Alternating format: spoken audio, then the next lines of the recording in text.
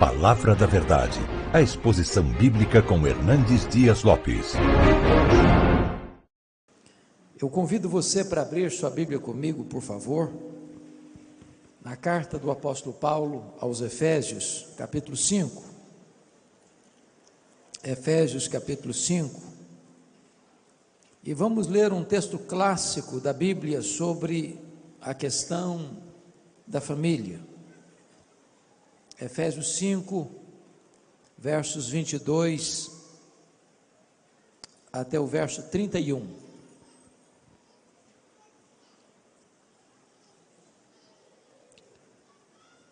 O apóstolo Paulo, falando do relacionamento conjugal, diz o seguinte: as mulheres sejam submissas ao seu próprio marido, como ao Senhor, porque o marido é o cabeça da mulher, como também Cristo é o cabeça da igreja, sendo este mesmo o salvador do corpo. Como, porém, a igreja está sujeita a Cristo, assim também as mulheres sejam em tudo submissas ao seu marido.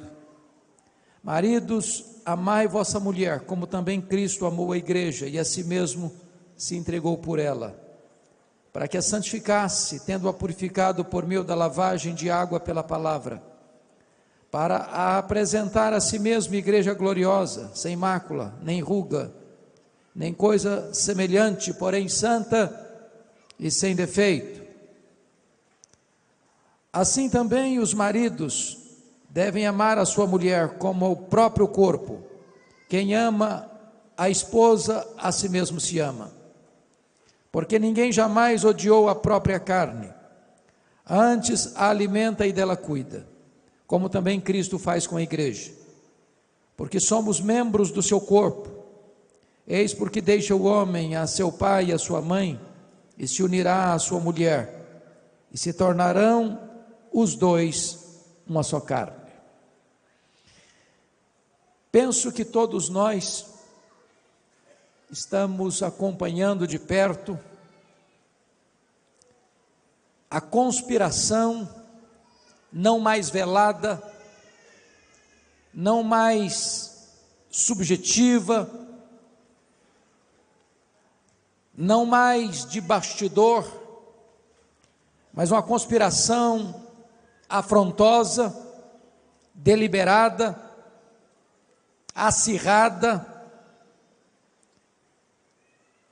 contra a mais importante instituição que Deus criou, chamada família. A família preexiste ao Estado, a família preexiste à própria igreja. Não há igreja forte com famílias fracas, não há nação forte destruindo-se os fundamentos da família. O que nos choca e nos deixa perplexos é que aqueles que deveriam defender a família parece que usam todas as armas e armas de grosso calibre para desconstruir a família. A partir de próprios órgãos governamentais que têm como responsabilidade cuidar da educação e da formação do nosso povo, até mesmo com recursos públicos, patrocinam cartilhas, materiais didáticos, infiltrando-os nas escolas, doutrinando crianças e adolescentes, atacando de forma afrontosa e deliberada esta vetusta, esta importante instituição divina que é a família. Hoje, o maior canal de televisão, que é uma das mais poderosas armas de comunicação, não só do Brasil, mas do mundo, de forma idealizada, de forma consciente e deliberada, tem usado suas telenovelas para tentar minar os alicerces da família, para tirar da mente das pessoas o que é família, com a questão da ideologia de gênero, ensinando que quando uma criança nasce, ela nasce neutra. É a cultura, é o meio que vai determinar se ela vai ser homem ou se vai ser mulher. Estamos assistindo uma tentativa gigantesca de se considerar normal a relação entre homem e homem, e mulher, como se homem e homem, mulher e mulher pudesse constituir uma família e formar um casamento. Nós precisamos dizer em alto e bom som à nação brasileira, às autoridades constituídas da nossa nação, aos meios de comunicação de massa desta nação, ao Ministério da Educação e Cultura, aos formadores de opinião deste país, que nós permanecemos de pé, que nós permanecemos firmes e inabaláveis em crer que Deus instituiu a família, que Deus instituiu o casamento, e que dentro da visão de Deus, casamento é a relação de um homem e uma mulher, e que nós não abrimos mão desses valores que são milenares, e que hão de reger daqui para frente, ainda e por sempre, a nossa família. E portanto recorremos às Escrituras, porque para nós não é a cultura que legitima a Bíblia, é a Bíblia que julga a cultura. A Bíblia é a palavra de Deus. A Bíblia não se torna um livro arcaico, a Bíblia não está em desuso, a Bíblia não se tornou obsoleta, ela é para nós a nossa única regra de fé e de prática. Mudam as culturas, mudam os homens, mudam as filosofias, a Bíblia continua sendo para nós a nossa norma de vida e de fé. É por isso que estamos abrindo a Escritura nesta noite. E notem comigo, no versículo de número 31, que Deus vai mostrar o que é casamento, o que é família. Não é um educador, não é um filósofo, não é um livre pensador, não é uma instituição humana, é o próprio Deus quem vai definir o que é casamento e o que é família.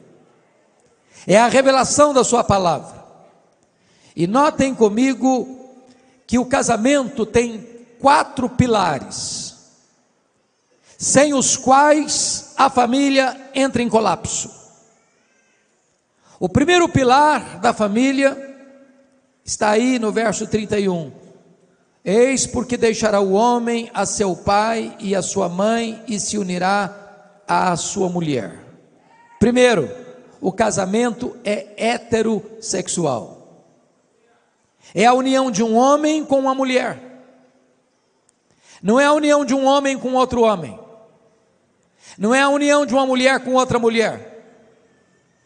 O casamento, conforme Deus instituiu, é a relação de um macho e de uma fêmea, de um homem e de uma mulher. Ele é heterossexual. Deus não criou um outro Adão para Adão. Quando Deus tirou Eva da costela de Adão, Deus não providenciou para ela uma outra Eva. O que a cultura moderna chama de amor, a Bíblia chama de paixão infame, de um erro, de algo antinatural, que tem conspirado contra os valores morais da nossa sociedade, que ao longo dos milênios foi um fator de decadência das civilizações. O segundo pilar do casamento, está aí no versículo 31, é que além de heterossexual, o casamento é instituído por Deus, é monogâmico. Deixa o homem, seu pai, sua mãe, e se unirá à sua mulher, não às suas mulheres. De tal maneira que tanto a poligenia, um homem ter mais de uma mulher, como a poliandria, uma mulher ter mais de um homem, está fora do parâmetro e do projeto de Deus. É claro que algumas pessoas de má fé, ou com teologia ruim, tentam defender a poligamia, inclusive nos arraiais chamados evangélicos. Quando alguém diz o seguinte: bom, mas nós vemos exemplos de homens de Deus no Velho Testamento que tiveram várias mulheres, e citam Abraão, e citam Jacó, e citam Davi, e citam Salomão, e afirmam que se esses homens foram homens de Deus e tiveram mais de uma mulher, hoje também nós poderíamos ser homens de Deus e termos mais de uma mulher. Mas essa é uma leitura errada da Bíblia. A leitura da Bíblia não é a leitura exemplarista, mas a leitura preceitual. E eu explico.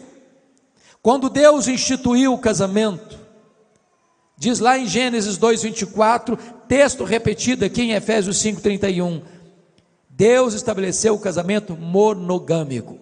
Por isso deixa o homem, seu pai, sua mãe, se unir à sua mulher. Mais tarde, quando Moisés estava trazendo a lei moral, que foi dada pelo próprio Deus, como regra e norma de vida para o seu povo, está escrito no 10º mandamento: não cobiçarás a mulher do teu próximo. Já naquela época havia uma cultura poligâmica no mundo, mas a palavra de Deus, na lei moral, referenda o princípio da criação, que o casamento é monogâmico e não poligâmico. Mais tarde, 1500 anos depois, quando os fariseus chegam para Jesus e perguntam: é lícito ao marido repudiar sua mulher por qualquer motivo? Jesus responde essa pergunta com outra pergunta, e pergunta assim: não tendes lido? Vocês não conhecem a Bíblia? Vamos voltar para as Escrituras?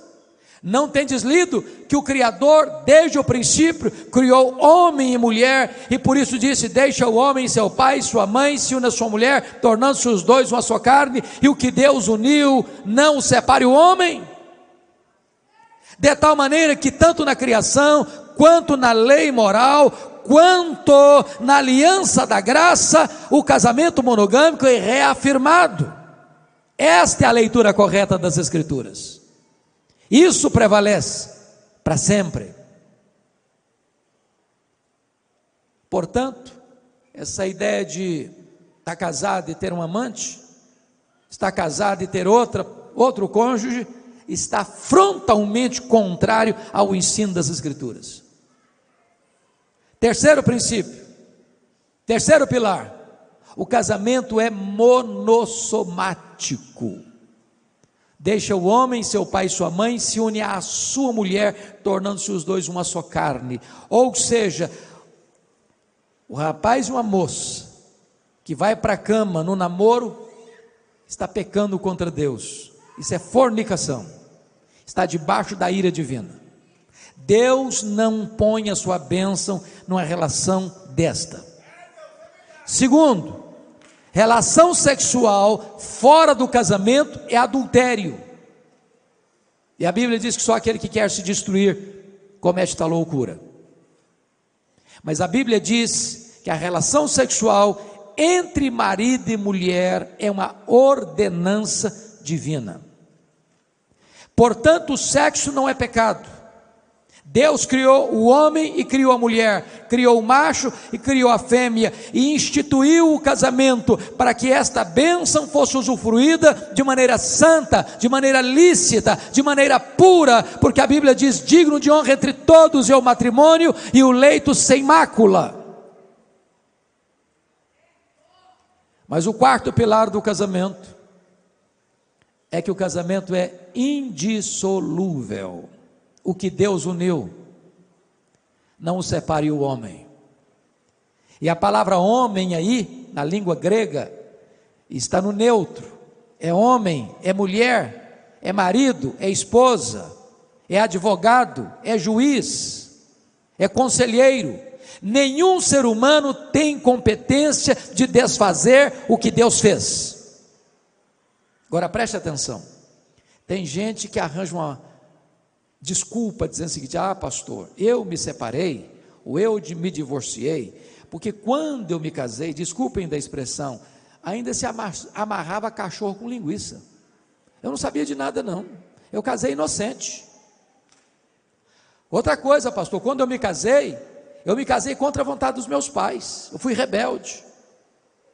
Pastor, quando eu me casei, eu nem sabia o que eu estava fazendo direito, portanto, não foi Deus que me uniu, então eu estou me separando, então eu estou me divorciando. Deixa eu dizer uma coisa para você, mesmo que você tenha se casado na contramão da vontade de seus pais, mesmo que você tenha se casado sem ter compreendido plenamente o que era casamento, no momento em que você se casou, Deus ratificou aquela aliança. Vocês se lembram de Josué capítulo 9? Lá está escrito que Josué fez uma aliança com os gibeonitas sem consultar a Deus, apressadamente. Mas ao firmar aquela aliança, ele não pode mais quebrá-la. E 300 anos depois, o rei Saul quebrou aquela aliança, e o juízo de Deus veio sobre a nação de Israel. Notem isso, hoje 50% dos casais que vão ao altar, jurando amor um ao outro, depois vão para as barras de um tribunal, com mágoas e dores, desfazendo esta relação através de um doloroso divórcio. O preceito de Deus é: o que Deus uniu, não o separe o homem. Deus instituiu o casamento, Deus não instituiu o divórcio. Deus permite o divórcio por causa da dureza do coração, mas o casamento é a ordenança dele, é a vontade dele. A saída para um casamento não é o divórcio, a saída é o perdão, é a restauração, é a cura, é o renovo, é a redescoberta do projeto de Deus. Talvez você argumente: ah, pastor, mas o meu amor acabou. Ah, mas secou tudo. Ah, mas perdeu completamente o brilho. Deixa eu dizer uma coisa para você: se o seu sentimento secou, o mesmo Deus que fez a vara seca de Arão florescer, pode fazer florescer o sentimento no seu coração. Se você argumenta que o amor morreu, eu posso lhe garantir que o mesmo Jesus que ressuscitou os mortos, pode ressuscitar o que está morto no seu coração. Se você argumenta que não tem mais nada, eu posso garantir a você que o Deus que chama a existência as coisas que não existem, pode trazer de volta o que já não tem mais aí, e restaurar o seu casamento. Deus é o Deus da restauração. Mas agora eu gostaria que você então pudesse acompanhar comigo qual é o papel da esposa, qual é o papel do marido, para que este casamento que é instituído por Deus, seja um casamento feliz. Feliz. Porque Deus não instituiu o casamento para a nossa infelicidade, Deus instituiu o casamento para a nossa felicidade. Nós podemos transformar um jardim grinaldado de flores num deserto, num espinheiro. Nós podemos adoecer o nosso casamento. Como é que você pode ter um casamento feliz? Então eu gostaria que você notasse comigo a orientação das Escrituras. O apóstolo Paulo começa com as mulheres, e algumas pessoas pensam e até afirmam isso de forma equivocada, que Paulo era machista. Isso não é verdade, não é verdade. Até porque quando Paulo escreveu esse texto, irmãos, em todas as culturas da época, a mulher era desprezada, A mulher era desprezada na cultura hebraica, era propriedade do pai quando solteira e propriedade do marido quando casada. Para você ter uma ideia, a mulher não recebia herança na época. Naquela época que Paulo escreveu esse texto, o divórcio entre os hebreus era terrivelmente fácil.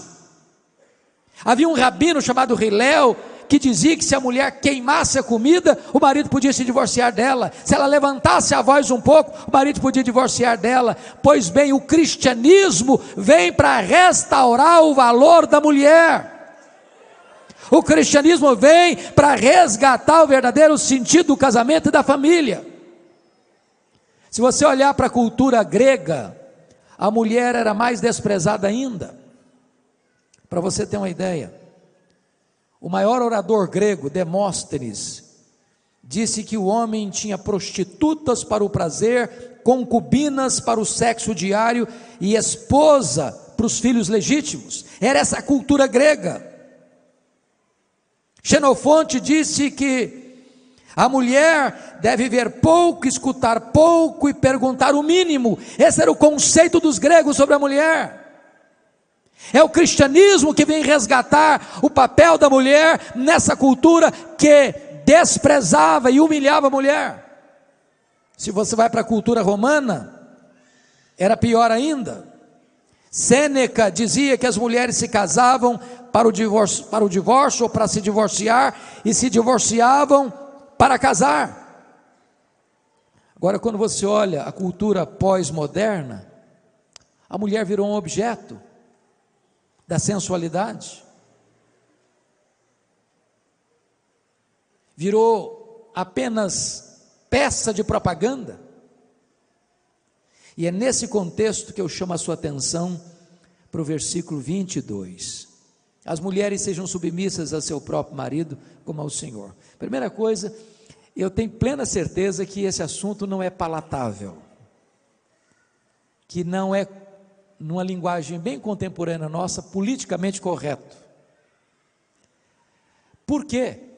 Porque nenhuma palavra do cristianismo está mais desgastada, desfigurada e distorcida no cenário brasileiro e até evangélico do que a palavra submissão. Tem gente que sente urticária quando fala em submissão. Então eu gostaria de dizer para você o que não é submissão. Primeiro, quando a Bíblia diz que a mulher deve ser submissa ao seu marido, a Bíblia não está dizendo que submissão significa inferioridade. A mulher não é inferior ao homem em quesito nenhum. Primeiro, na criação. Aliás, diga-se de passagem, quando Deus foi criar o homem, Deus pôs a mão no barro. Quando Deus foi criar a mulher, Ele usou matéria-prima melhor. Tirou da costela do homem. Ambos têm o mesmo peso, o mesmo valor na presença de Deus.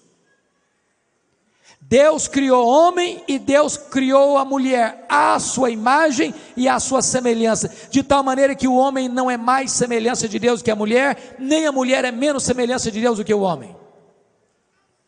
Mas, na redenção, a mulher é salva da mesma maneira que o homem. Para Deus, homem e mulher têm o mesmo valor, são salvos da mesma forma, pela fé em Jesus Cristo. Para Deus não tem homem, não tem mulher, não tem grego, não tem judeu, não tem escravo, não tem livre, não tem rico, não tem pobre, todos têm o mesmo valor. Então submissão não é inferioridade. Por exemplo, quando a Bíblia diz que o marido é o cabeça da mulher, pensem comigo, a Bíblia não está querendo dizer que a mulher é inferior ao homem, porque a Bíblia diz assim: Deus é o cabeça de Cristo, Cristo é o cabeça da igreja, o homem é o cabeça da mulher. Eu pergunto a vocês, Deus Pai é superior ao Deus Filho? Não. São da mesma substância, da mesma essência. Jesus é Deus igual ao Pai. Deus de Deus, luz de luz, coigual, coeterno, consubstancial com o Pai. Logo, a metáfora de cabeça não significa que o homem está acima, que o homem é maior, que o homem é superior. É uma questão de funcionalidade dentro da família. Segundo, submissão não é obediência incondicional, de jeito nenhum.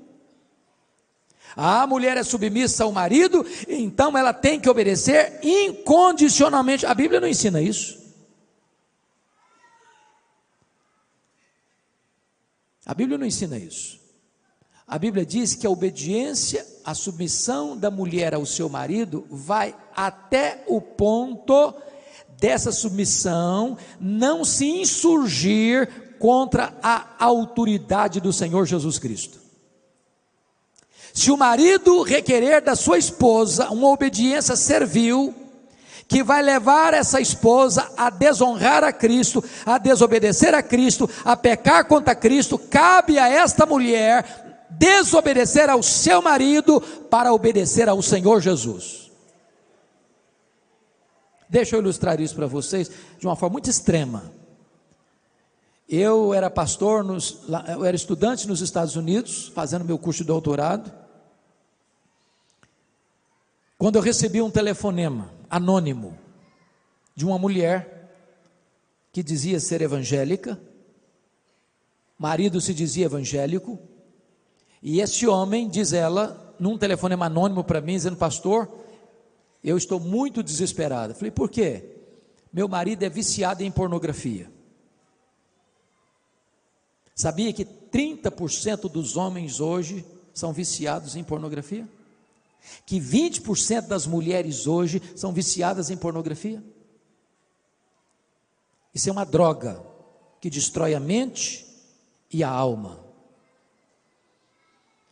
E essa mulher disse assim: pastor, o meu marido quer que eu me deite com um amigo nosso que frequenta a nossa casa para ele assistir a cena. O que é que eu faço?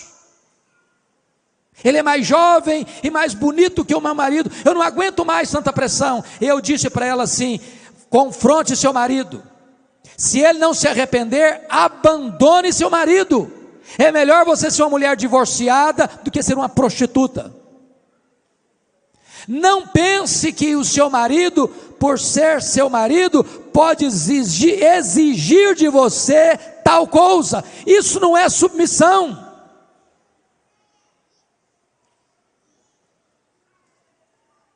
Portanto, a submissão da esposa ao marido não é uma submissão incondicional. O marido e a mulher estão debaixo de uma autoridade maior, a autoridade de Jesus Cristo. Se essas duas autoridades entrarem em choque, cabe a resposta dos apóstolos ao sinédrio: antes importa obedecer a Deus que aos homens. Terceiro lugar, irmãos. Terceiro lugar. Submissão não é submissão de gênero. Preste bem atenção nisso. Paulo diz: as mulheres sejam submissas não ao homem. Não está escrito isso aí. As mulheres sejam submissas ao seu marido. Não é que o sexo feminino é submisso ao sexo masculino. A Bíblia nunca ensinou isso. Não é de gênero a submissão, é numa relação familiar, porque Deus é Deus de ordem e não de caos. Uma família não pode ter duas cabeças, é preciso ter uma ordem, como dentro da própria Trindade tem uma ordem, o Pai é o cabeça de Cristo, também na família precisa ter uma ordem, e foi Deus quem constituiu o marido como cabeça. Portanto, a submissão não é a qualquer homem, é submissão ao marido, é a submissão dentro da instituição do casamento e da família. Pois bem, o que é então submissão? Primeiro, submissão é ter uma missão debaixo da missão do marido. Se o papel do marido é amar a sua mulher e dar a sua vida por ela, a missão da mulher é possibilitar ao marido a cumprir esse propósito, esse desiderato, essa missão. A mulher é submissa ao marido exatamente porque ela é serva de Deus. Em obediência à palavra de Deus, ela se submete ao seu marido. E eu vou lhe dizer algo maravilhoso: a submissão da mulher ao marido é a sua liberdade. Eu explico. Quando é que você é livre como cidadão brasileiro? É quando você obedece às leis ou quando você transgride as leis? Quando é que você é livre para dirigir o seu carro pelas estradas e pelas ruas da sua cidade? É quando você observa as leis do trânsito ou quando você quebra as leis do trânsito? Quando é que você tira um belo som de um piano? É quando você segue as letras e as normas e as notas ou quando você toca as teclas atabalhoadamente? Quando é que a igreja é livre? É quando ela peca e desobedece a Cristo, ou quando ela anda dentro da vontade de Cristo, seguindo a sua palavra? Então note isso: Deus não quis subjugar a mulher, Deus não quer escravizar a mulher, Deus estabelece a liberdade, porque submissão não é sinônimo de escravidão, submissão é exatamente sinônimo de liberdade. Você é livre quando você obedece. Você é livre quando você anda na luz. O mundo diz que liberdade é liberdade para se drogar, para ter sexo livre, para viver uma vida imoral. Isso não é liberdade, isso é libertinagem. O que é submissão? Submissão é a própria glória da mulher. Eu pergunto a você: qual é a glória da igreja? Qual é a glória da noiva? Quanto mais a igreja se deleita em Cristo, mais gloriosa ela é. Quanto mais a igreja honra Cristo, mais feliz ela é. Quanto mais a igreja obedece a Cristo, mais gloriosa e esplendorosa ela é. Então a submissão da mulher é a sua glória. Agora notem, a mulher não é submissa a um tirano, a um carrasco, a um ditador, a um homem cruel, a um homem insensível. Não, a mulher é submissa ao marido que a ama como Cristo amou a igreja. Esse é o projeto de Deus, essa é a vontade de Deus. Se a sociedade pudesse ouvir isso, se os canais de televisão pudessem ensinar isso, se as telenovelas ensinassem essa verdade, esse princípio, essa nação brasileira seria outra.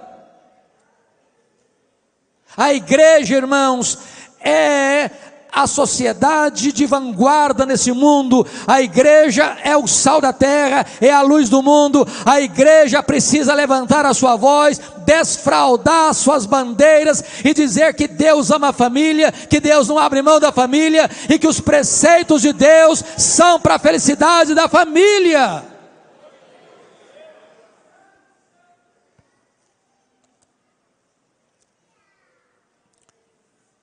Então, se você, mulher, entende isso, você é uma mulher bem-aventurada. Sabe por quê? A Bíblia diz que a mulher sábia edifica a sua casa. Há muitas mulheres que não querem se colocar debaixo da autoridade de seu marido, disputam espaço, disputam comando. E eu, no segundo período, vou falar do outro lado da verdade bíblica, porque eu tenho certeza que tem muitas mulheres também, cujos maridos já se abdicaram da sua liderança, maridos omissos, desculpem da expressão, maridos frouxos, que não assumem o seu papel de líder da casa, de sacerdote do lar, não assume a responsabilidade de educar os filhos, de orar com os filhos, de orar com a esposa, de ser conselheiro, de ser intercessor, de ser amigo, de ser provedor, de ser uma bênção para a sua casa.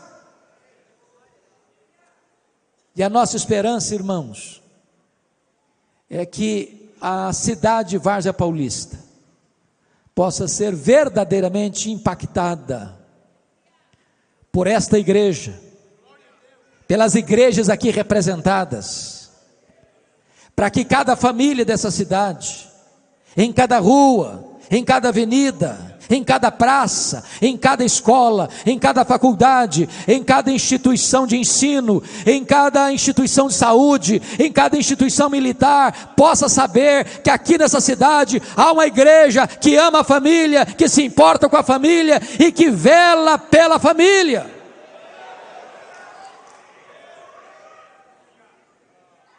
Todos nós, irmãos, povo de Deus, precisamos ser um modelo para essa sociedade. Um modelo.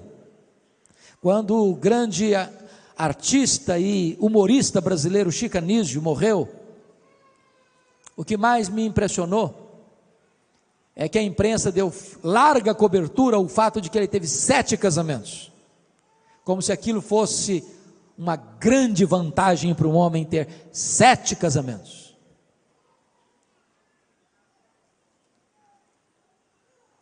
Um testemunho bonito é aquele que um homem viu as rugas surgindo no seu rosto e os cabelos se embranquecendo ao lado da mesma mulher, com amor, com afeto, com ternura. Casamento não tem que ser seco, não tem que ser árido. Casamento tem que ser um casamento de amor, de comunhão, de alegria, em todas as fases da vida. E eu quero terminar esse primeiro período contando para vocês uma história que me marcou muito, muito mesmo. Porque tem muito casamento, inclusive dentro das nossas igrejas, que se mantém, mas estão secos, mas estão sem alegria, estão sem óleo, perdeu o romantismo, não tem mais elogio, não tem mais afeto, não tem mais doçura. E nós precisamos resgatar isso, porque não é apenas com os princípios que nós vamos impactar a sociedade, a cidade de Várzea Paulista, é sobretudo com exemplo. A cidade precisa olhar para nós e dizer o seguinte: veja como esse casal vive, veja como eles andam, veja como eles tratam um ao outro, vejam como eles cuidam dos seus filhos, vejam como eles andam de mãos dadas, vejam como eles se amam. É isso que vai impactar, é isso que vai mexer com as pessoas, é perceber que é possível você envelhecer junto, amando a mesma pessoa, que é possível você caminhar junto, superando crises, que é possível você superar dificuldades pelo perdão, que é possível você se levantar e ser restaurado por Deus e retomar a sua caminhada conjugal, mesmo depois de um revés, que você pode tapar a porta dos fundos e dizer não para o divórcio e sim para o casamento. E a história que eu ouvi foi esta: havia um senhor de mais de 80 anos, que todo sábado passava na floricultura do seu bairro, para comprar uma flor, para levar para sua esposa. Mas nos últimos meses, ele já não levava uma flor, ele levava o melhor buquê de rosas que ele podia comprar, sábado após sábado. Até que um dia o dono da floricultura, muito curioso, disse: rapaz, você me impressiona, você é um homem de mais de 80 anos, ainda investe no seu casamento, a sua mulher deve ser a mulher mais feliz desse mundo. Me responda, qual é a reação dela quando ela recebe todo sábado esse buquê de rosas? E ele respondeu: ela não reage de forma nenhuma, ela não faz nada, não esboça nenhum sorriso, nem me diz muito obrigado. Como assim? Como assim? Você leva flor para ela todo sábado, e ela não reage, e ela não faz nada, e ela não se alegra, e ela não dá um abraço, ela não dá um beijo, ela não esboça um sorriso, ela não diz nem muito obrigado. E ele respondeu não. Mas como? Ele disse: a minha mulher tem Alzheimer, ela não sabe mais quem eu sou, ela não sabe que eu sou o marido dela. E o homem, mais perplexo, mais chocado ainda, disse: mas se ela não sabe quem é você, por que é que você leva flor para ela todo sábado? E ele respondeu: ela não sabe quem eu sou, mas eu sei muito bem quem ela é. Eu sei muito bem quem ela é. Este é o amor. E é sobre este assunto que eu quero falar com você, a segunda parte da nossa mensagem.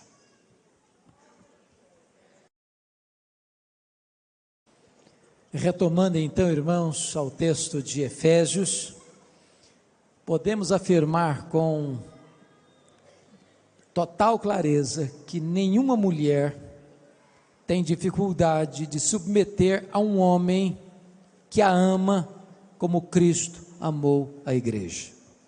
Pois esse é o projeto de Deus. Se Deus requer que a mulher se submeta ao seu marido, Deus requer que o marido ame a sua mulher como Cristo amou a igreja. O padrão para o homem, para o marido, é muito mais elevado. Então, nenhum homem cristão pode, em nome da submissão da esposa a ele, explorar a esposa, subjugar a esposa, massacrar a esposa, fazer dela um capacho. Esse não é o projeto de Deus, essa não é a vontade de Deus. Então veja comigo qual é o papel do marido. Confira aí, por gentileza, versículo 25. Maridos, amai vossa mulher como também Cristo amou a igreja e a si mesmo se entregou por ela. Primeira coisa é que Deus requer que o marido ame a mulher, nem requer que ele entenda a mulher. Acho que o desafio fica grande demais.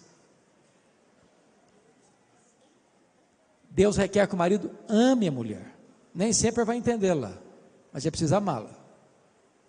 E quando você fala que o marido deve amar a sua mulher, isso implica três coisas. Primeiro, quem ama declara que ama. É claro, gente. Há um livro de um autor muito conhecido no Brasil. Esse livro chama-se As 5 Linguagens do Amor. E ele disse que a palavra amor é uma palavra que hoje não tem consenso no seu entendimento. Porque para algumas pessoas, amor é ouvir essa declaração: eu te amo. Qual foi a última vez que você falou para sua mulher: eu te amo? Eu sei que foi hoje, não foi? Para outras pessoas, amor é serviço. Se você não ajuda sua mulher a lavar a louça da janta, você não ama nada, porque a linguagem que ela entende por amor é serviço. Eu sei que você daqui é tipo de marido que ajuda, claro, né? Não tem nenhum marido machista aqui.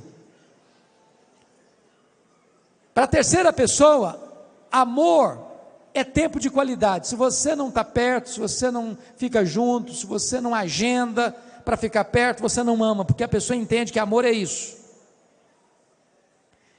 Para a quarta pessoa, amor é contato físico. Se você não abraça, não beija, não está junto, você não ama, porque a linguagem que a pessoa entende de amor é isso. Para a quinta pessoa, amor é cartão de crédito. Se você é um marido pão duro, munheca, mão de vaca, você não ama coisa nenhuma. É claro que vocês são maridos generosos, né? Que compram um presentinho de vez em quando, sem ser dia de aniversário, aniversário de casamento, aniversário da sogra, vocês gostam de comprar um presentinho de vez em quando, não é isso? Quem ama, declara que ama. Se a gente não cultivar esse hábito, perde-se essa prática. Tem constrangimento depois. Pastor Alberto, uma das coisas mais assim constrangedoras do meu pastorado, que o primeiro casamento que eu celebrei em Bragança Paulista, no meu primeiro ano de ministério, passado um ano, o casal veio ao meu gabinete pastoral, e a mulher estava muito brava com o marido, e ela me disse assim: pastor, a última vez que o meu marido me disse que me ama, foi no dia do casamento, nunca mais ele falou. E ele olhou para ela assim desconfiado e disse: mas precisa dizer de novo? Não falta nada para você? Coitado, não tinha entendido nada. Pior do que esse foi aquele que disse no dia do casamento no altar: hoje eu estou te avisando que eu te amo, se um dia eu me arrepender eu te aviso. Quem ama, declara que ama. Segundo, quem ama, tem tempo para a pessoa amada. Meus irmãos, eu sei que todos nós temos agenda muito complicada, mas deixa eu dizer uma coisa para você: sua mulher, seus filhos precisam ter prioridade na sua agenda. Deixa eu lhes dar um exemplo hoje. Eu quase fui indelicado com meu querido colega, estava vindo para a igreja, o telefone tocou. Se fosse outra pessoa, não teria atendido. E o senhor percebeu que eu interrompi a sua fala comigo, pedi licença e atendi. Por que eu atendi? Porque era minha esposa. E eu tenho um princípio: eu posso estar na reunião mais importante da vida, o telefone tocou, eu olhei, é minha esposa, é meu filho, é minha filha, é minha nora, eu atendo na hora. Na hora. Se tiver uma necessidade, eu peço licença e saio na hora. Porque muito obstante você tenha tantos compromissos, a sua família precisa saber que você tem acesso à sua agenda a qualquer dia, qualquer hora, em qualquer lugar, e tem prioridade. Quem ama tem tempo para a pessoa amada. Deixa eu lhes contar um fato, me permitam, da minha experiência. Eu fui para Vitória em 1985 para ser pastor. No ano seguinte, eu era solteiro. No ano seguinte, nós recebíamos lá a Assembleia Geral da nossa denominação. Aí o meu colega de turma, que era pastor de uma cidade do interior, chamada Iuna, me perguntou assim, isso era mês de julho: você pode pregar na minha igreja esse ano? Eu peguei minha agendinha, não era rosa igual essa que estava aqui agora, dei uma olhada e disse o seguinte: não posso, esse ano eu não posso. E eu estava sendo sincero com ele, estava chegando para a igreja, tinha muita coisa para fazer. Só que naquela semana, eu conheci uma moça muito bonita da igreja dele. Essa moça é minha esposa há 30 anos. E eu fui na igreja desse pastor, naquele ano, que era a ovelha dele, 9 vezes, naquele ano, 9 vezes, eu mudei minha agenda, eu arranjei tempo, porque quem ama, tem tempo para a pessoa amada. Então, arranje tempo para estar junto com a sua mulher, tira férias com a sua mulher, passeie com a sua mulher. Se você não tem dinheiro para ir um restaurante, pare na esquina e coma um cachorro quente com a sua mulher, compre um saco de pipoca, mas arranje tempo para estar perto. Hoje às vezes nós temos tempo para todo mundo, mas não temos tempo para a família. Escutamos todo mundo, mas não escutamos a família. Terceiro, quem ama procura agradar a pessoa amada. Meus irmãos, não tem nada que machuca mais uma mulher do que um marido grosso, couro de jacaré, duro no trato. Conhece gente dura no trato? Quem ama procura agradar a pessoa amada. Eu não sei, eu era pastor em Vitória, e um dia eu estava no meu gabinete e entrou uma mulher chorando, uma mulher de uns 25 e poucos anos, 25 anos mais ou menos. E essa mulher com a palma da mão rasgada. Quando ela acalmou um pouquinho, eu perguntei: minha filha, o que está acontecendo com você? Ela me disse: eu estou numa terrível crise conjugal. E eu perguntei: quantos anos de casada? Ela me disse: 3 meses. Eu falei: 3 meses? Mas lua de mel, desse jeito? Vocês já viram o pastor de vocês fazer casamento, claro.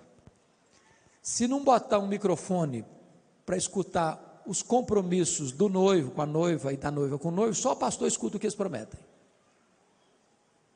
Parece que tem gente que ali na frente promete o seguinte: eu te prometo que a partir de hoje eu arrebento com a sua vida. Eu te prometo que a partir de hoje você não tem mais um dia de paz. Eu te prometo que a partir de hoje você não dorme mais sem Lexotan. Parece que tem gente que está prometendo isso. Quem ama, procura agradar a pessoa amada. Tem gente que diz assim: eu quero me casar para ser feliz. Não, está errado isso. Sabe por quê? Eu vou dizer algo chocante para você aqui. Não é o casamento que faz uma pessoa feliz. Casamento é para que 2 pessoas felizes sejam mais felizes ainda.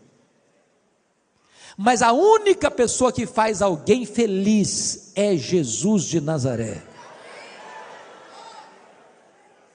É Jesus. Agora preste atenção nisso.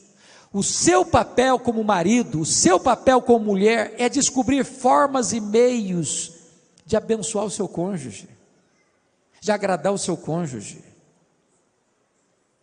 De que maneira fazer isso, irmãos? Um elogio. Nós temos que aprender a sermos pródigos nos elogios e cautelosos nas críticas. Eu conheço casal que pensa que vai melhorar o cônjuge com a lupa na mão, identificando os pontos falhos. Não, eu tenho que descobrir quais são os pontos falhos do meu marido, da minha esposa, para corrigi-los. Não é assim que você ajuda o seu cônjuge. Aliás, você deve identificar quais são os pontos fortes e enaltecê-los. Um elogio sincero vale mais do que 1000 críticas. Você pega mais mosca com a gota de mel que com barril de fel. Quem ama, procura agradar a pessoa amada. Agora, quando o marido ama a sua mulher, como é que ele expressa isso? Vamos olhar nas Escrituras. Primeiro, o marido deve cuidar da vida espiritual da esposa. Olha comigo, por gentileza, versículo 25 a 27. Maridos, amai vossa mulher como também Cristo amou a igreja, a si mesmo se entregou por ela. Então, primeiro é um amor sacrificial. Você não pode fazer igual Isaac. Sabe o que Isaac fez? Quando ele chegou lá naquela terra e viu que a mulher dele era muito bonita, falou: esses caras vão me matar por causa da minha mulher. Aí botou a mulher dele como escudo. Não é minha mulher, não é minha irmã. Foi covarde, foi frouxo. A partir daquele momento, leia bem a sua Bíblia, você vai ver que Rebeca não conversa mais com Isaac tete a tete, ela escuta o marido por trás da porta. Acabou o diálogo, acabou a confiança. Que marido é esse que não assume que é meu marido em público? Que marido é esse que me coloca para protegê-lo como escudo, em vez dele abrir o peito e dizer: não, eu estou aqui é para proteger a minha mulher, eu estou pronto a morrer por ela.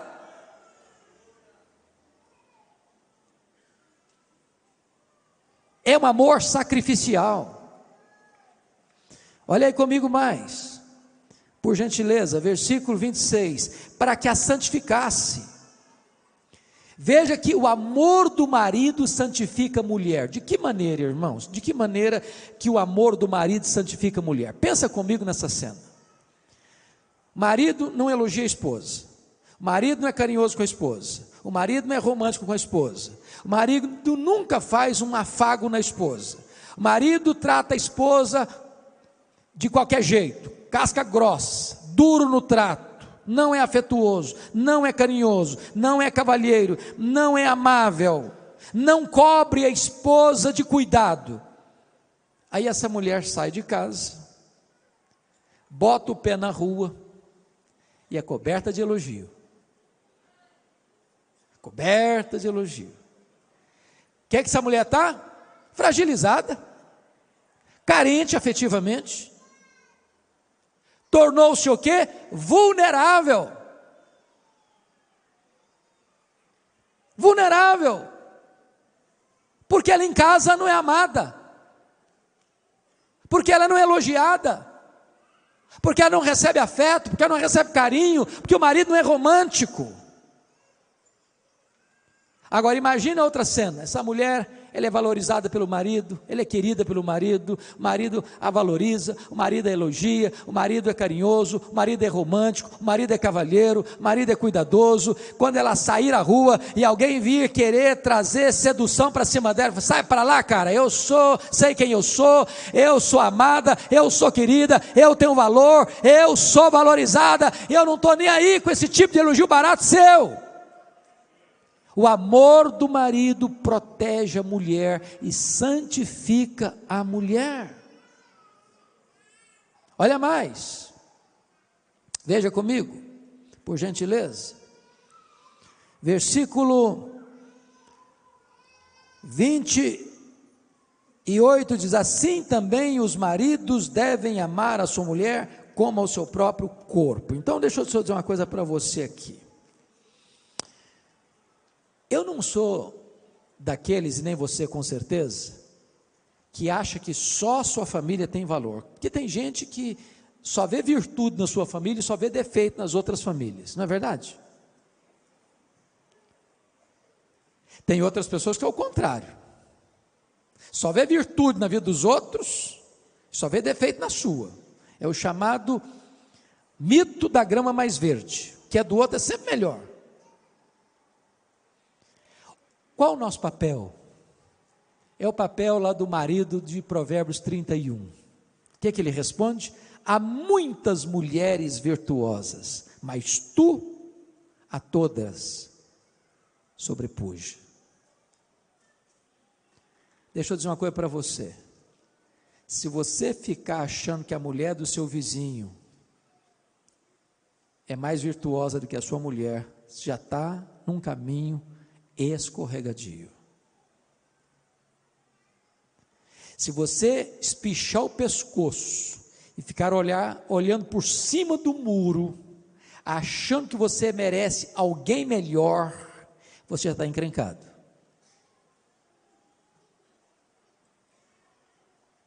Você precisa entender que você tem que vigiar o seu coração, para que você não queira ter quem você não pode ter, e para que você valorize quem você tem, quem Deus lhe deu. Segundo ponto que eu quero chamar a sua atenção, é que o marido não cuida apenas da vida espiritual da sua mulher, o marido deve também cuidar da vida emocional da sua mulher. Olha comigo os versos 28 e 29 então. Assim também os maridos devem amar a sua mulher como ao próprio corpo. Quem ama a esposa a si mesmo se ama.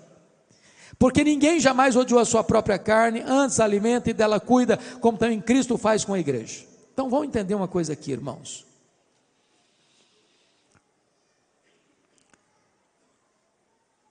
Quando um marido trata mal a esposa, ele está tratando mal a si mesmo. Quando o marido agride a esposa, ele está agredindo a si mesmo. Quando ele fere a esposa com palavras, ele está ferindo a si mesmo. E Paulo usa uma linguagem dizendo que ninguém jamais odiou a sua própria carne.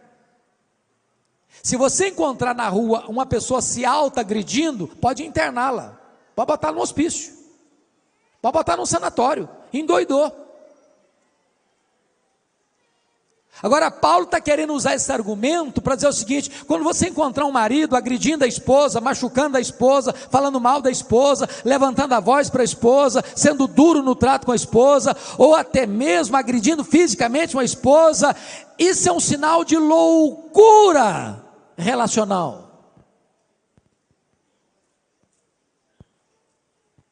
Porque a esposa é carne da sua carne. Então deixa eu dizer uma coisa para você, marido. Você é o responsável pela saúde emocional da sua mulher.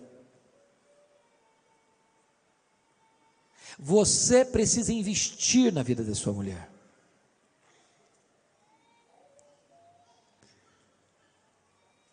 A sua mulher tem determinadas carências na área emocional que ninguém mais pode suprir a não ser você. E preste atenção que isso é altamente espiritual. Sabe por quê? 1 de Pedro 3,7 diz assim: se você não viver a vida comum do lar, tratando a sua esposa como o vaso mais frágil, as suas orações, marido, são interrompidas. Você pode levantar a mão para o céu e dar glória a Deus na igreja, se lá em casa você deita o braço na sua mulher, as suas orações na igreja não valer nada. O que Deus está dizendo é que você não pode ter um relacionamento correto com Deus, se você não está tendo um relacionamento correto com a sua mulher. Você é o responsável pela vida emocional da sua mulher. Mas notem comigo mais,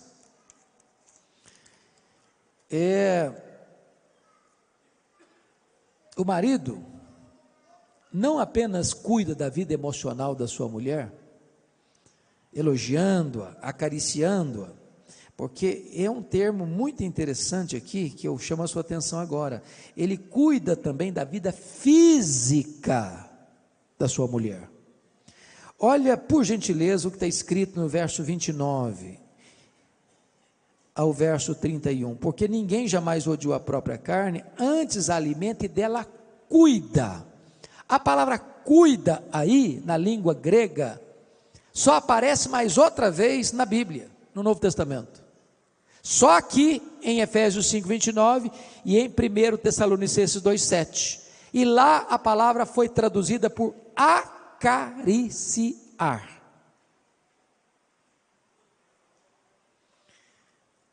Não é que só a mulher que gosta de carinho e de afago, não, o homem gosta também, não só gosta, precisa,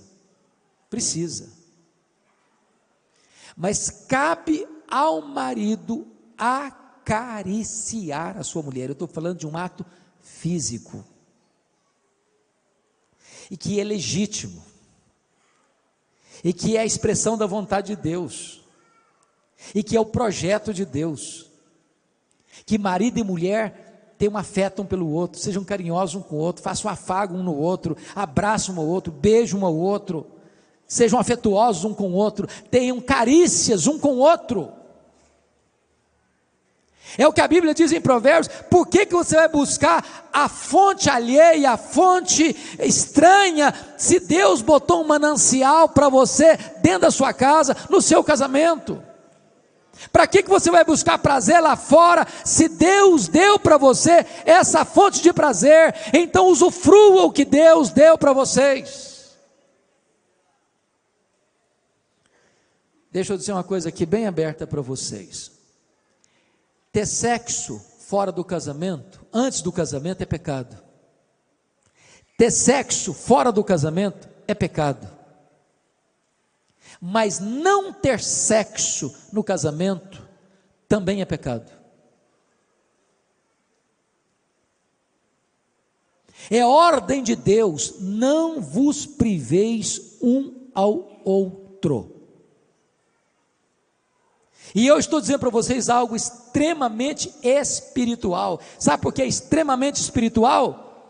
Porque se marido e mulher negligenciar essa área física do relacionamento, entra na jogada um personagem terrível chamado de Satanás, que vai tentar marido e mulher por causa da incontinência. Irmãos, isso não é opinião de homens, isso é a palavra de Deus. Isso é o ensino da Escritura. Isso é Deus blindando o casamento para que não haja brecha para o inimigo entrar. Agora é claro, irmãos, é claro, Marabel Morgan, se vocês um dia, mulheres, acharem esse livro numa livraria, comprem A Mulher Total, de Marabel Morgan. E Marabel Morgan disse que o sexo para a mulher começa no café da manhã. Sabe o que significa isso? Se o marido for grosso com a mulher desde o amanhecer do dia, de noite vai ter pedra no colchão.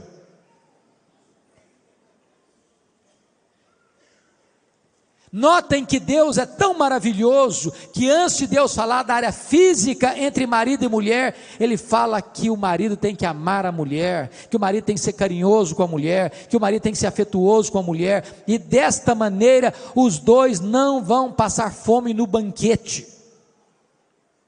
Irmãos, eu estou sendo claro com vocês? Ou preciso botar legenda? Esse é o projeto de Deus. Essa é a vontade de Deus. Preste bem atenção nisso.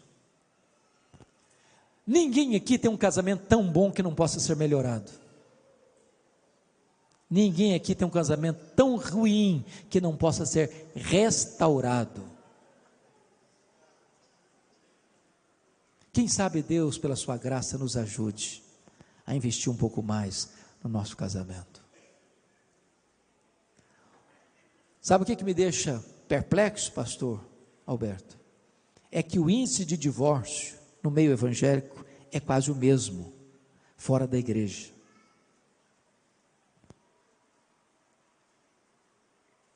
Sabe o que me deixa triste? É que às vezes o marido crente e a mulher crente têm agido quase da mesma maneira daqueles que não conhecem a Deus.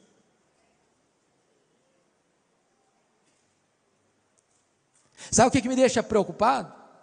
É que às vezes nós departamentalizamos a nossa vida. Na igreja somos uma bênção, em casa vai no tapa, vai no grito, ou naquele silêncio gelado, naquela indiferença terrível e esmagadora. Irmãos, eu estou cansado de receber e-mails e cartas anônimas dizendo: pastor, eu não aguento mais, meu marido é crente, meu marido é líder da igreja, meu marido canta no coral, meu marido faz isso na igreja, faz aquilo outro, mas em casa ele não me ama, ele não fala comigo, ele não é carinhoso comigo, ele nem me respeita.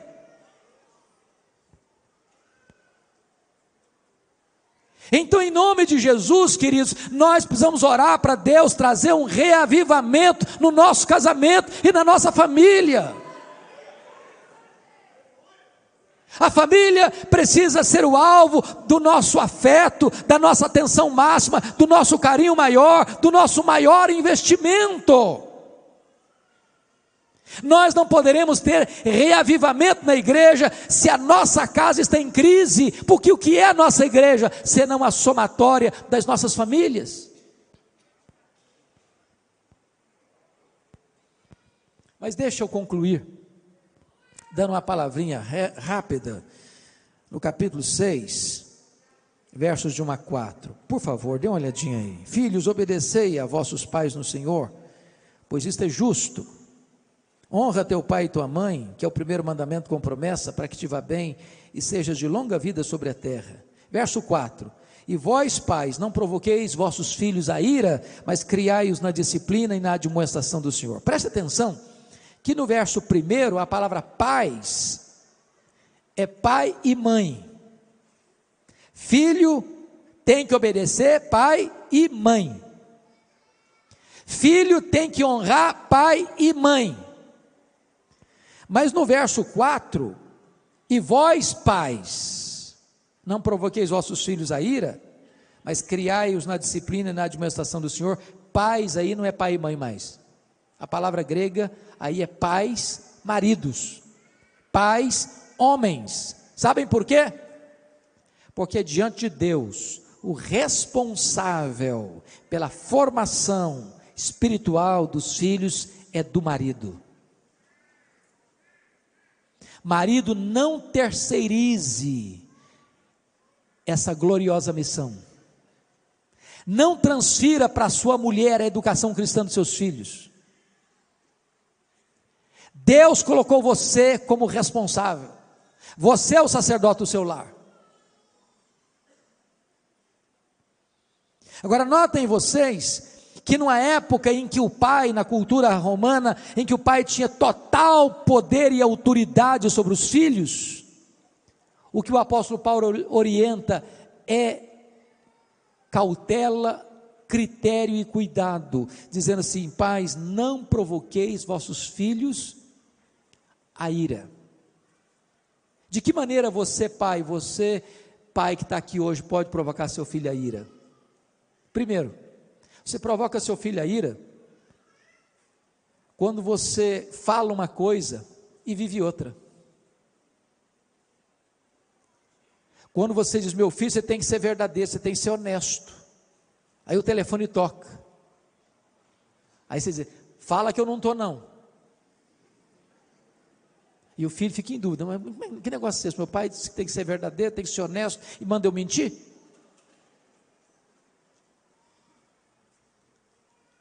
Você provoca seu filho a ira quando você compara um filho com outro e tem predileção por um filho em prejuízo do outro, e age como Isaac e Rebeca: eu tenho um filho predileto, não, o outro é que é meu predileto. Você provoca um filho a ira quando você requer dos filhos o mesmo desempenho, quando você só pode requerer o mesmo empenho. E eu explico. José e João são irmãos, filhos do mesmo pai, da mesma mãe, vão para a aula, a mesma prova, um tira 10, o outro tira 8. Às vezes quem tirou 8 estudou mais que quem tirou 10, porque você não pode exigir dos filhos o mesmo desempenho. Você pode exigir sim, estudar ao mesmo tempo, ter o mesmo esforço, ter a mesma dedicação, mas você não pode exigir o mesmo desempenho. São pessoas diferentes. Você provoca um filho a ira quando você cobra sempre e não elogia nunca. Por exemplo, o menino chega em casa todo feliz, diz: papai, eu tirei 9 na prova de matemática. E você diz: menino, quando é que você vai tirar 10? O menino fica todo desanimado. Falei: nunca vou conseguir agradar meu pai. O que você poderia dizer para ele? Parabéns, meu filho, parabéns, você tirou 9, eu acho que você tem potencial para tirar 10. Você valorizou seu filho, você encorajou a prosseguir e avançar um pouco mais. Você provoca seu filho a ira quando você dá mais valor a coisas do que a pessoas. Você lisa mais o seu carro do que faz polimento nos relacionamentos. Você tem mais ciúme do seu carro do que da sua família.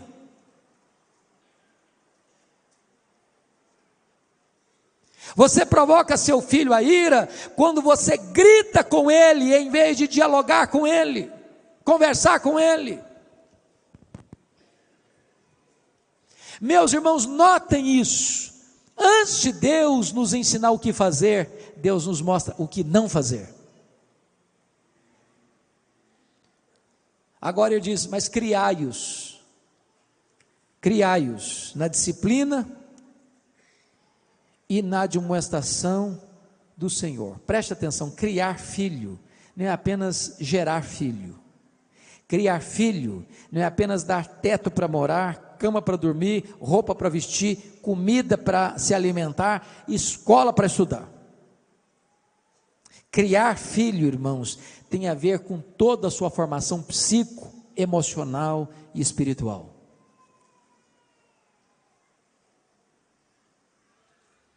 Nós estamos vivendo uma geração muito complicada. Tem muitos pais que terceirizam os filhos para outros cuidarem, para outros educarem. E eu quero crer em nome de Jesus que aqui não tem nenhum pai nem uma mãe que entregue seus filhos à babá eletrônica.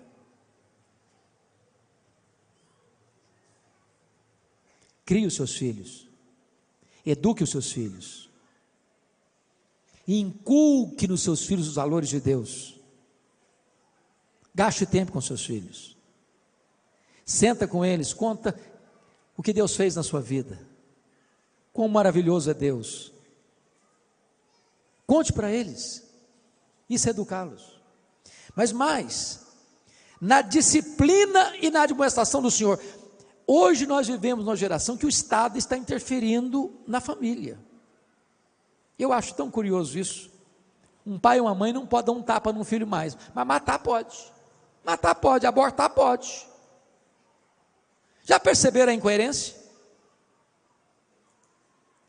Pai e mãe não pode disciplinar, mas se quiser entrar e tirar lá do sacrário do ventre materno, esquartejar, envenenar e arrancar de lá, aí pode. Agora deixa eu dizer uma coisa para você, todo filho precisa de limites, de disciplina. Tem que ter horário para chegar, tem que ter horário para sair, tem que saber aonde vai, tem que saber com quem vai, tem que saber o que é que vai fazer, tem que saber a hora que vai voltar. Filho precisa de limites. Eu não sei quantos de vocês na década de 80 assistiram o filme ou leram o livro Eu, Cristiane F., 13 anos, drogada, prostituída. A mãe, criada numa família muito rigorosa nos limites, na disciplina, ela pensou, o dia que eu crescer, o dia que eu for mãe, a minha filha não terá limites, eu vou deixar ela livre. Essa é a pregação da sociedade de hoje, é isso que está nas telenovelas, é isso que a televisão está ensinando todo dia, é isso que a cultura moderna está dizendo, os filhos é quem faz as suas escolhas, você não interfere em nada. A Bíblia diz exatamente o contrário. A Bíblia diz que você põe limites. Filhos precisam de limites. Sabe o que aconteceu? Essa mulher teve uma filha, não pôs limites, deixou ela livre. Com 13 anos, a menina estava drogada, a menina estava prostituída, a menina estava destruída, e ela chorando disse, pensando que estava dando liberdade à minha filha, eu destruí a minha filha. Deixa eu dizer uma coisa para você pai e você mãe, nem sempre nossos filhos vão gostar de receber um não, nem sempre. Eu não sei se os filhos de vocês são como os meus, mas eu cheguei às vezes a falar não para o filho, ele ficou emburrado comigo, fechou a cara, trancou-se no quarto e começou a chorar. Deixa eu dizer uma coisa para você, choro não mata filho. Choro não mata filho, mas não colocar limites mata filho, destrói filho. Deixa eu dizer outra coisa para vocês, pai e mãe têm que ter coragem de interferir no namoro dos filhos. Preste bem atenção nisso. Pai e mãe têm que ter coragem de interferir no namoro dos filhos. O que é que eu quero dizer com isso? Menininha começou a namorar, o rapazinho começou a namorar, não conversa com mais ninguém, não tem mais relacionamento com ninguém na igreja, se isolou do mundo, chega em casa, se tranca no quarto, quando você vai olhar, atender o telefone, está com a cara cheia de lágrima. Ô gente, namoro ruim é ensaio para um casamento trágico. Você já viu o namoro ruim dar casamento bom? Então se o namoro é ruim, é hora de você interferir sim. Não dá, meu filho, não dá, minha filha, vamos parar com isso. Você já escutou aquele ditado? É melhor você ficar meia hora vermelho do que a vida inteira amarelo? Depois os seus filhos vão agradecer a você. Tem que ter coragem, disciplina. Tem hora que a única linguagem que os nossos filhos vão entender é a linguagem da disciplina. Não pode, não vai, não fica. Não é agradável dizer isso não, irmãos. Você está pensando que é fácil? Mais fácil, não faz, vai, não tem problema não, chega a qualquer hora, não sei para onde vai, tudo bem. Não, tudo bem não, os filhos precisam de limites. Deixa eu dizer outra coisa para vocês. Ah, mas agora meu filho tem 18 anos, agora faz o que quiser. Está debaixo do seu teto? Está debaixo do seu teto? Quem manda lá é você, varão. Quem manda lá é você. Não tem desse negócio que fez 18 anos agora, manda e faz o que quer, não. Filho precisa honrar pai e mãe. Eu nunca vi um filho que honra pai e mãe sendo mal sucedido na vida, que honrou pai e mãe. Nunca vi. Mas vejo todo dia jovens morrendo cedo, jovens entrando em quadrilhas de crime, de drogas e de tudo enquanto é coisa ruim, porque não honra pai e mãe, porque não escuta pai e mãe, porque não obedece pai e mãe. Em nome de Jesus, é hora de nós assumirmos o nosso posto e disciplinar, por limites. Mas a Bíblia diz mais: criai-os na admoestação. A palavra admoestação tem a ver agora com conversa, com confronto verbal. Porque às vezes, meus irmãos, sabe o que acontece dentro da família? Quando não está bem, um fica para cá, outro fica para lá.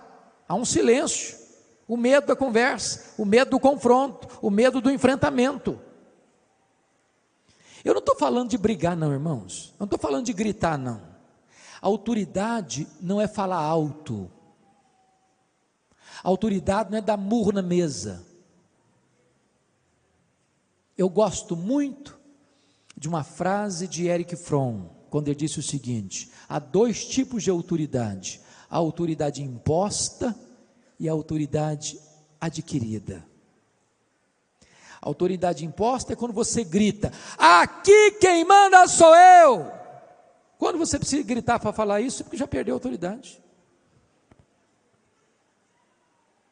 Você não precisa gritar, você pode falar baixinho, mas sabe o que fala mais?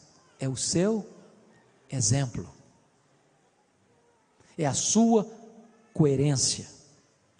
Converse, confronte. Mas ao conversar com seu filho, confrontar o seu filho, confronte com a Bíblia aberta, confronte com o coração quebrantado, confronte com lágrimas nos olhos, confronte para passar para o seu filho o seguinte: meu filho, eu estou falando isso para você porque eu te amo, porque eu quero o melhor para a sua vida, porque eu me interesso por você, porque seria muito mais fácil eu deixar para lá, seria muito mais cômodo. Às vezes é mais fácil a omissão do silêncio e da covardia do que o desconforto do confronto. Mas chame, converse, alerta, não desista, não abra mão, não entregue seus filhos, não jogue a toalha.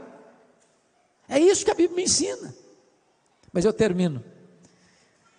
Está escrito assim: na disciplina e na admoestação do Senhor. Do Senhor. Sabe o que significa isso? Você precisa dar aos seus filhos educação cristã. Quando eu olho hoje, irmãos, o cenário brasileiro e até na igreja, o que é que um pai e uma mãe hoje quer dos filhos? Via de regra. Nós temos até uma expressão, fulano de tal está muito bem de vida, está muito bem sucedido na vida. O que está querendo dizer com isso? Estudando uma boa escola? Fez a prova do Enem, tirou nota máxima? Galgou os degraus da melhor faculdade do país? Entrou num curso cobiçado? Saiu da faculdade e achou um grande emprego? Está ganhando muito dinheiro? Tudo isso é bênção, tudo isso é legítimo, tudo isso pode ser desejado, mas se você não passou os valores de Deus para os seus filhos, tudo isso é troféu de palha. Troféu de palha. O que adianta ganhar o mundo inteiro e perder a sua alma? Mais importante que qualquer vitória nesta vida, que qualquer sucesso nesta vida para os nossos filhos, é criar os nossos filhos na admoestação do Senhor. Que os nossos filhos sejam servos de Deus, que eles amem a Jesus, que eles sirvam a Deus, que eles estejam integrados na igreja, que eles sintam prazer em participar do culto e adoração a Deus, que eles estejam envolvidos na obra de Deus, que eles estejam engajados no reino de Deus. E eu quero terminar dizendo o seguinte, irmãos, eu olho, e o pastor Alberto tem viajado tanto, quanta tristeza você tem quando vai em Europa hoje, de ver as igrejas vazias, ou de ver um gato pingado de gente, só de cabecinha branca, porque a juventude não está mais na igreja. Por quê, irmãos? Por quê? É porque os pais falharam em passar o bastão do evangelho para os seus filhos. Oh, irmãos, hoje os nossos filhos estão vivendo um mundo muito mais perigoso que nós vivemos na nossa juventude. As janelas do mundo estão mais abertas e mais coloridas. As propostas para seduzir e atrair o coração dos nossos filhos são muito mais veementes hoje que na nossa época, e nós precisamos redobrar o nosso esforço para que as crianças, para que os adolescentes, para que os jovens conheçam a Deus, sejam cheios do Espírito de Deus, sejam envolvidos com a obra de Deus e possam ser uma igreja viva, forte para a glória de Deus. Nós não podemos perder esta geração, queridos. Nós não podemos fracassar, deixando de transmitir e passar o bastão do evangelho para esta geração, para que a futura igreja, a igreja de amanhã, seja mais viva, mais forte e mais cheia do Espírito Santo do que a igreja que vivemos hoje. A minha palavra é de gratidão a Deus por esta noite. A minha palavra é de gratidão a Deus por esta igreja. A minha palavra é de gratidão a Deus pelos pastores desta igreja, pela visão de investir na família e de impactar a cidade de Várzea Paulista, ajudando as famílias dessa cidade. Que Deus abençoe vocês, que Deus guarde vocês, que Deus guie vocês, que Deus proteja vocês, que Deus conduza vocês em triunfo. Amém. Palavra da Verdade, a exposição bíblica com Hernandes Dias Lopes.